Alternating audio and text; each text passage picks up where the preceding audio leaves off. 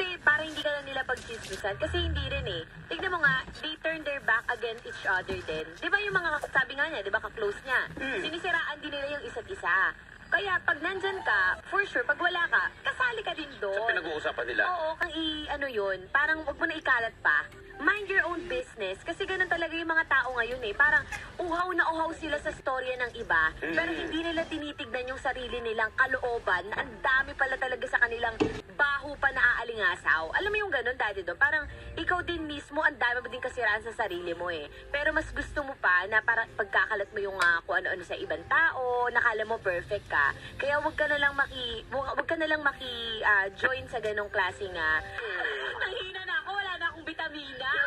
Kulang na ako sa chismis at buhay ng iba. Ayan. Kailangan ko na ng chismis, vitamin T, vitamin chismis. Vitamin C, vitamin chika. Ayan nga. Pero kay Andy naman, syempre yung sinabi ko sa'yo, alam mo naman kasi yung tama at mali. Alam mo ang pwedeng sabihin sa hindi. Diba, mag-ingat ka rin sa mga pinagsasabihan mo, sa kwentuhan mo dahil hindi lahat ng tao ay totoo. Tama. Diba, may mga tao lang na